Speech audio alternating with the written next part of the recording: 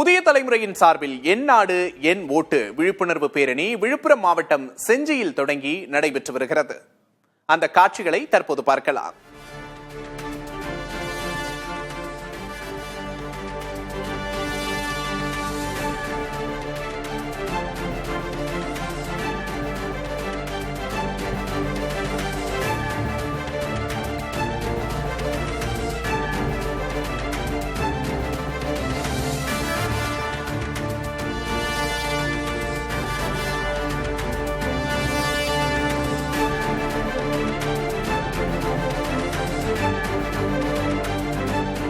வாக்களிப்பது நமது கடமை மட்டுமல்ல, உரிமை என்பதை வலியுறுத்தும் விதமாக என் நாடு என் ஓட்டு என்ற விழிப்புணர்வு பேரணியை மாவட்டம் தோறும் புதிய தலைமுறை முன்னெடுக்கிறது. அந்த வகையில் விழுப்புரம் மாவட்டத்தில் நடைபெறும் பேரணியை பார்க்கிறோம்.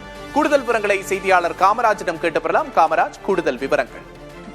ஜனநாயக திருவிழாவான சட்டமன்ற தேர்தல் தமிழகத்தில் வருகின்ற 23ஆம் தேதி நடைபெறுகிறது.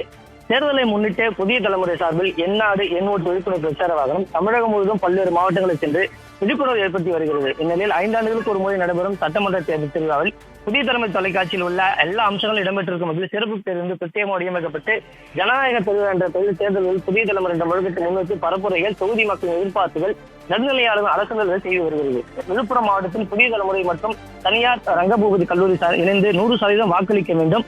என் வாக்கு என் உரிமை, என் வாக்கு என் எதிர்காலம், என் வாக்கு விற்பனைக்கு இல்லை, விரைவில் வைக்கமை மற்றும் எனக்கு பெருமை என்ற பதாகைகளை கையில் ஏந்திய மாணவர்கள் விழுப்புரம் செஞ்சில் இருக்கக்கூடிய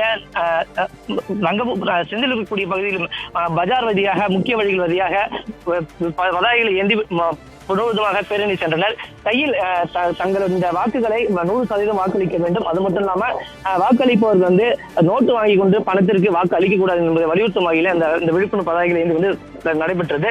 விழிப்புணர்வு பேரணியை செஞ்சில் இருக்கக்கூடிய டிஎஸ்பி ரமேஷ் ராஜ் மற்றும் தேர்தல் கார்த்திகேயன் ஆகியோர் தொடங்கி வைத்தனர். இந்த விழிப்புணர்வு பேரணி தொடங்குவதற்கு முன்பாக கல்லூரி மாணவர்கள் 100% வாக்களிக்க வேண்டும், நோட்டுக்கு வாக்களிக்க கூடாது என்பதை வலியுறுத்தி உறுதிமொழி ஏற்றுக்கொண்டனர். அதனைத் தொடர்ந்து அந்த பகுதியில் இந்த பேரணி தொடங்கிய பகுதியில் பாத்தீங்கன்னா விழிப்புணர்வு கோலங்கள் வண்ண கோலங்களை கல்லூரி மாணவர்கள் அமைத்தனர். அந்த வண்ண கோலங்கள் மூலமும் விழிப்புணர்வு பிரச்சாரத்தை ஏற்படுத்தினர்.